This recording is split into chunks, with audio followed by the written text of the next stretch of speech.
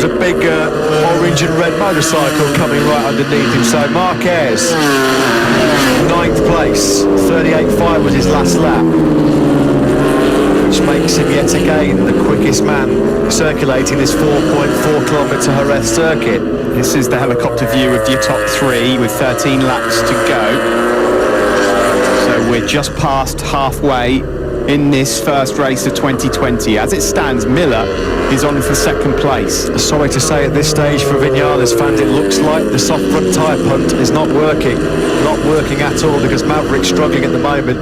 He dips into the 39s, not as quick as Miller, nowhere near as quick as Quartararo.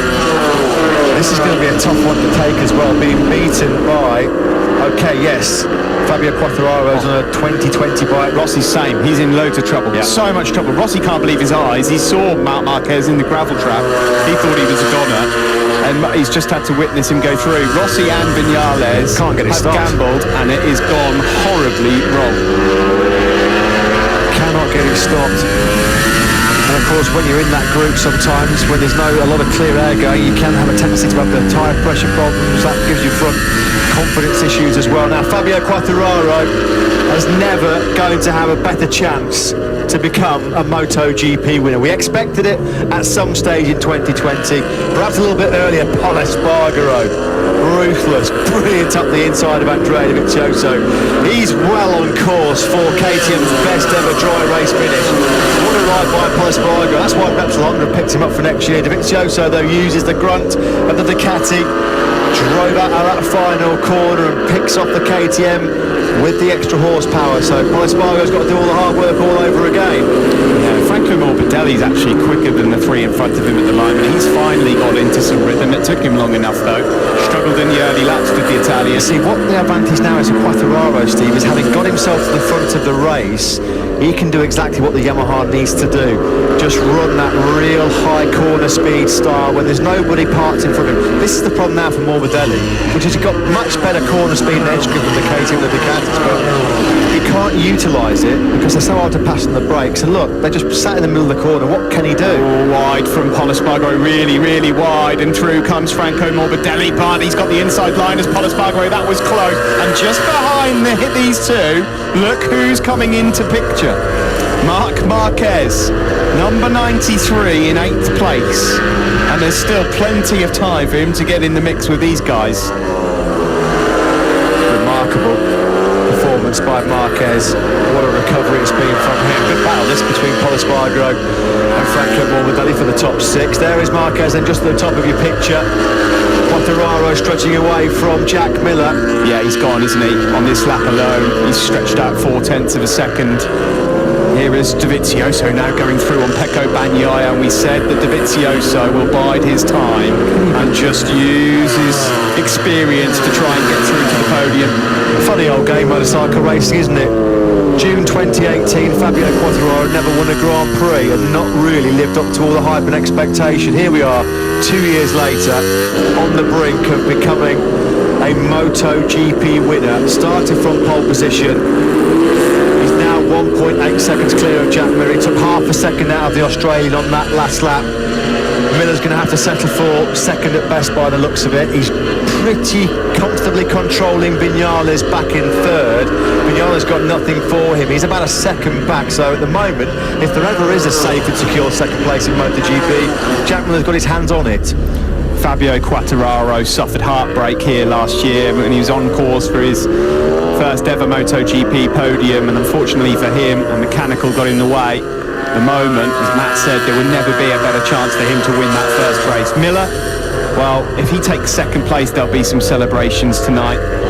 He was on the podium 5 times last year, the Australian, all of them on the 3rd step. If he makes it to the 2nd step and beats someone like Maverick Vinales with the pace that we've seen all weekend, that would be astonishing. Pecco Bagnaia is really struggling a bit here now. Last year, a rookie, of course, can't quite live with the pace. Pol Espargaro's through on him. He's up into 5th, and now it's the turn of Franco Morbidelli. Brilliant performances by Jack Miller, showing exactly why Ducati have given him a factory contract next season. We heard pre-race that they had big expectations for him. finished so strongly in 2019, 3 podiums in the last 6 races. He really has matured into a very, very fast and accomplished MotoGP rider, Jack Miller. He's given up the ghost for the win, 2.5 seconds down the gap to Fabio Quartararo. This is in Quartararo's hands now. Surely he's not going to let it slip through his grasp.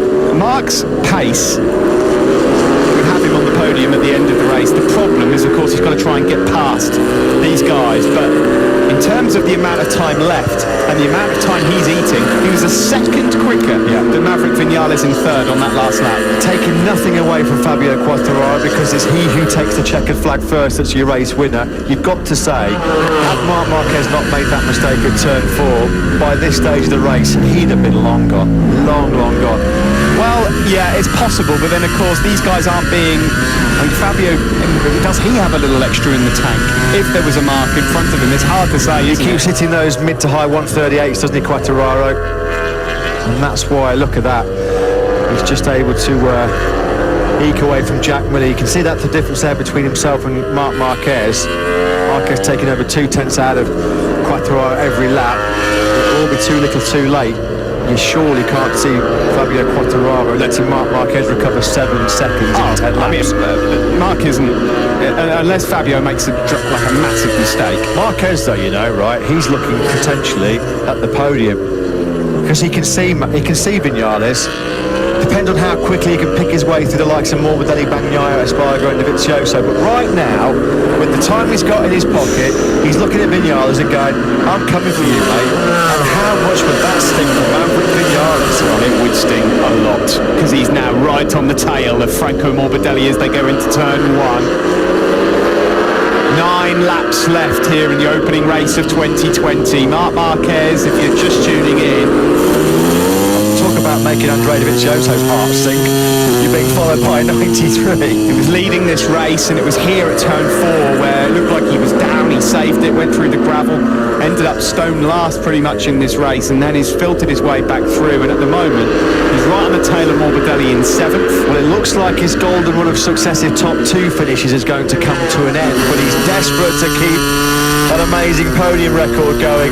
He's going to pick off Franco Morbidelli in the braking zone for the Pedrosa corner. He leans a little bit on the Italian. Bagnaia's a little bit hot as well into turn number 6, so you'd think that Marquez will be making light work very, very soon of Pecco Bagnaia. He's going for it at turn number 8. He certainly is. There's room there. Marc Marquez, he takes all the room needed. Oh, this is like a PlayStation game, isn't it? It's actually taking the mickey a little bit. Franco Morbidelli takes advantage there of Pecco Bagnaia struggling a little, and Pecco then trying to return the favour. Well, he loves the psychological warfare, doesn't he, Marquez? And this is going to be mentally destroying for some of these guys. They saw him careering into the gravel trap at turn 4. Probably thought, well, that's Marquez. We don't have to worry about him for the rest of the race. There's Paul Espargaro, he's next up. He's on the podium. Unless he makes another mistake, he's on the podium, because these guys in front of him can't live with his pace. Simple as that. He is going to be on the podium unless he drops another howler. Across the line we go. Let's see how far away. He's only 6 seconds off the lead at the moment. Extraordinary stuff from the world champion.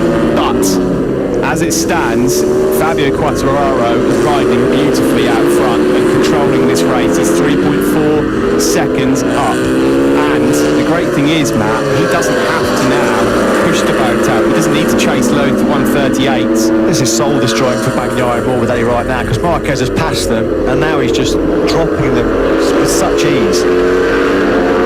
He's had some remarkable comebacks in his time, as do you think of the twin Motegi Moto 2. Who can forget Valencia 2012, his last ever Moto 2 race, when he was pushed to the back of the grid for a penalty in qualifying and then scythed his way through to take an astonishing win. But this is MotoGP. This is a completely different ball game.